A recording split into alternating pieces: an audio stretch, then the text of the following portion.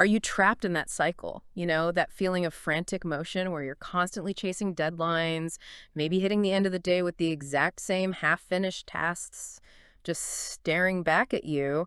If your to-do list feels more like an ever-expanding black hole than a useful tool, well, you are definitely not alone. Right. That chronic feeling of being overwhelmed.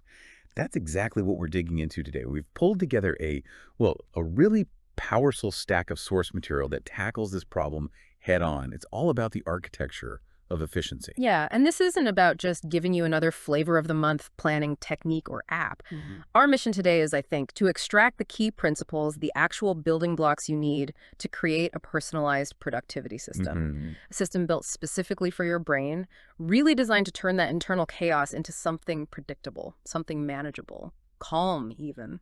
That emphasis on personalization Yeah. is just paramount here. It Right. really is. The core lesson the sources kept reinforcing is that any system, doesn't matter how famous or supposedly well-designed it is, Hmm. it's likely to fail if it doesn't align with your unique way of thinking and working. Right. We're essentially uh, customizing the operating system for your professional life. Exactly. Okay, so let's unpack this. Let's start with that crucial realization that often brings people to this point in the first place. Pre-built systems fail. A lot. Yeah. You might have tried, say, getting things done, or maybe the Pomodoro technique, only to just abandon them after, what, 3 weeks? Yeah. The sources say that's totally fine, actually. It's normal.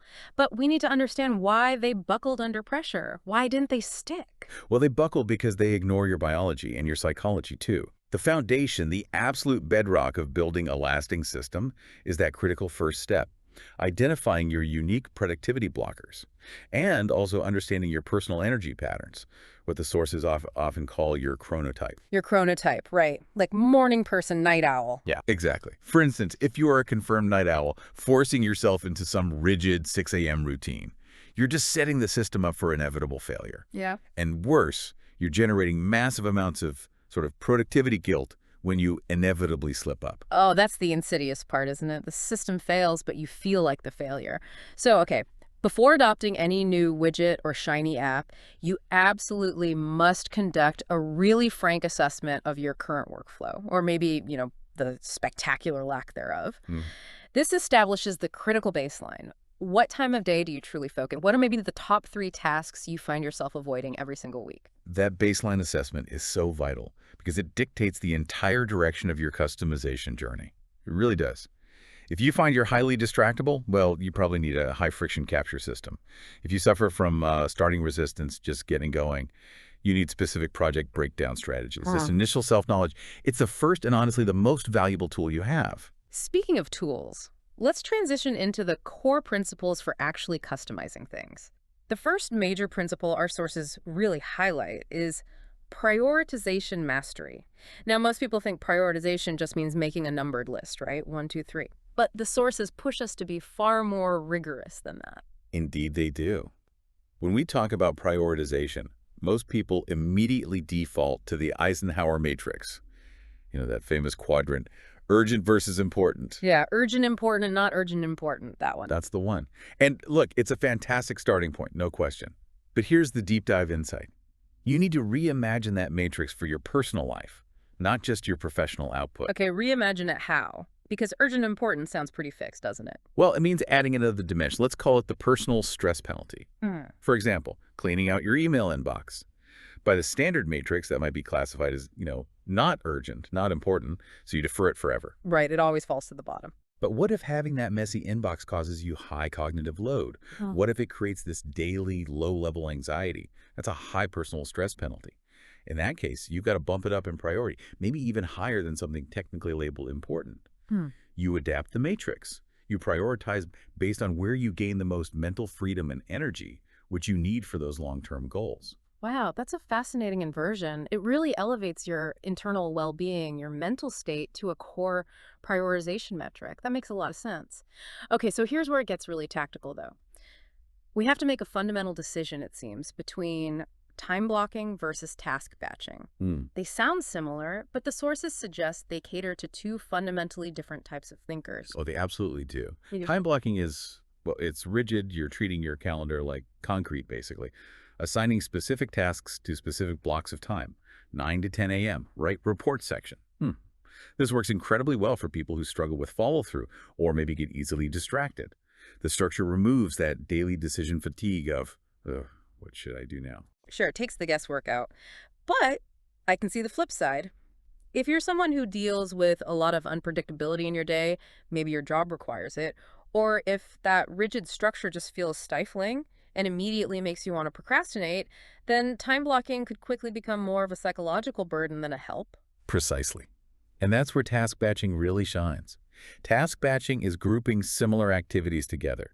So maybe all your emails get answered in one 90-minute slot in the afternoon, all your accounting stuff gets done Tuesday afternoon. This minimizes that cognitive context switching, which the sources note can cost you up to 20 minutes of lost focus every time you jump between unrelated types of tasks. 20 minutes each time. Wow. Yeah, it adds up. So the listener really needs to determine, are you a structure seeker who needs the rigidity of time blocking? Or are you more of a flow seeker who needs the flexibility of task batching to maximize focus periods? You really can't afford to try and be both at the same time. It just muddies the water. Okay, that's a critical choice.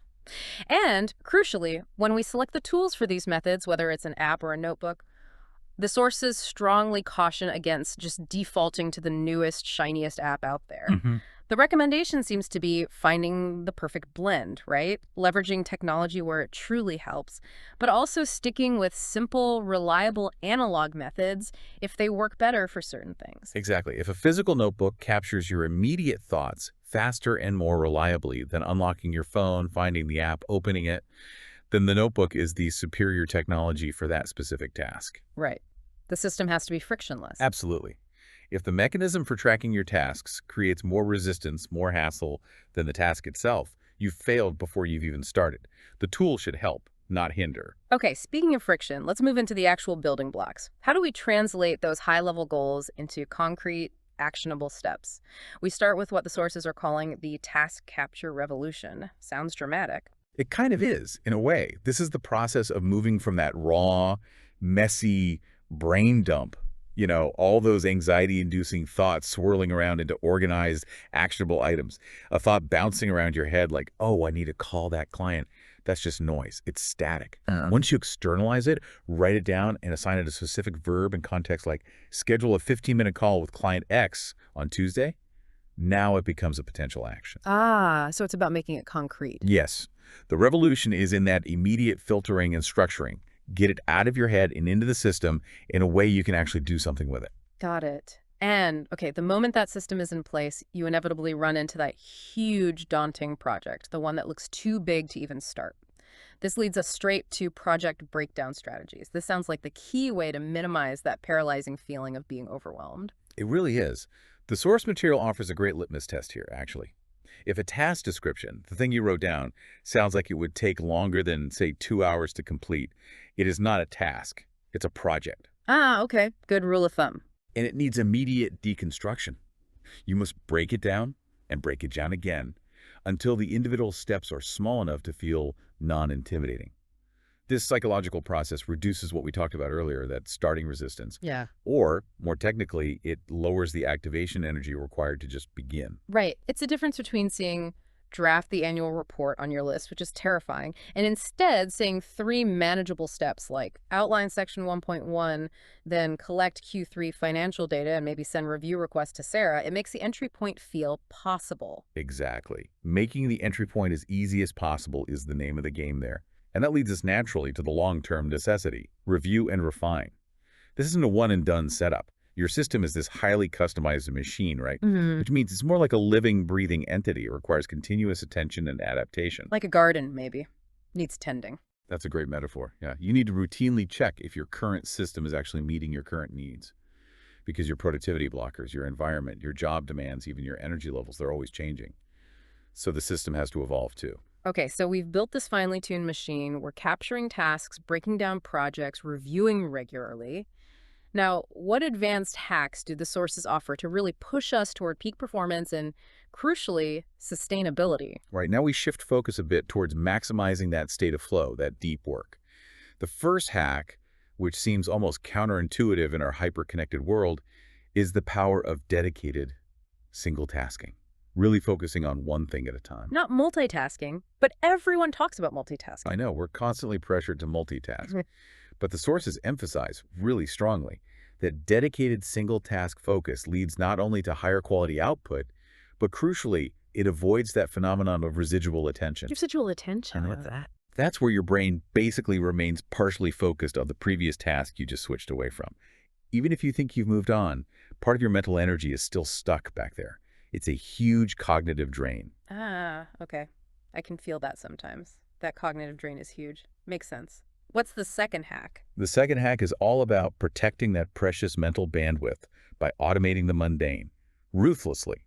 If a task is repetitive, predictable, and doesn't require complex decision-making, organizing files, generating simple reports, maybe scheduling standard follow-ups, you absolutely must find a way to automate it.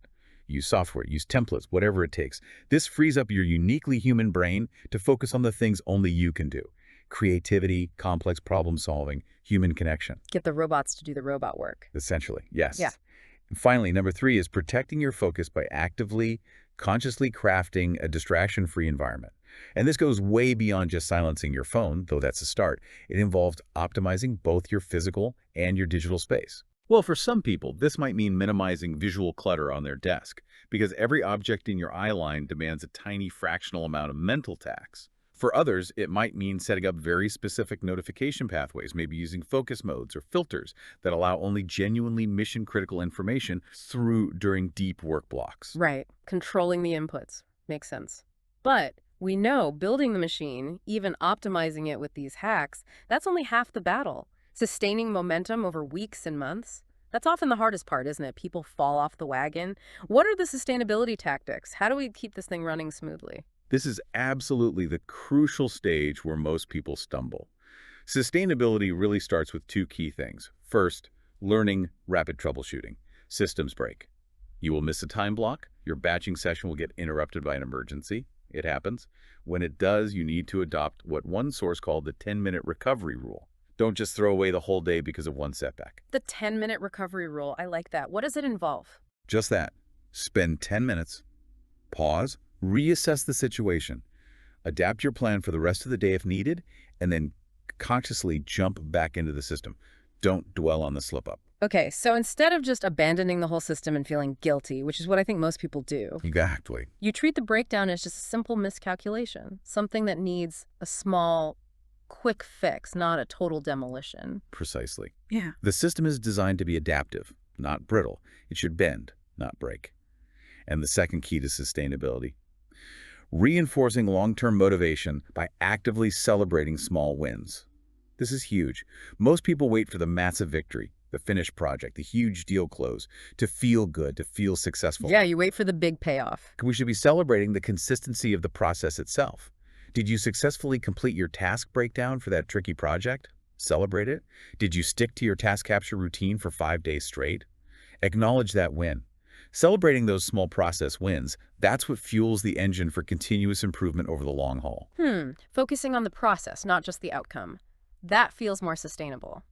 So this entire deep dive there, from understanding your own energy patterns and blockers to customizing prioritization, choosing the right methods like batching or blocking, breaking down tasks, and then actively troubleshooting and celebrating the small stuff. It really reiterates that main takeaway. A successful productivity system isn't some fixed destination you arrive at. It's a customized, continuous journey. And hopefully it leads to a less stressful, more effective professional life through that perpetual adaptation. Absolutely. And if your personalized system is indeed this living, breathing entity, as the sources suggest, then that adaptation, that refinement, it really needs to be immediate and ongoing, not something you schedule for next quarter. So this raises an important question for you, the listener, to take away. What is one small part of your current workflow right now? Maybe it's a chronic task you always avoid. Or perhaps your current prioritization method feels off. Or even just one notification pathway that constantly breaks your focus. What's one small thing you will commit to reviewing and refining today? Start that adaptation process right now. Don't wait for Monday morning. Begin the journey.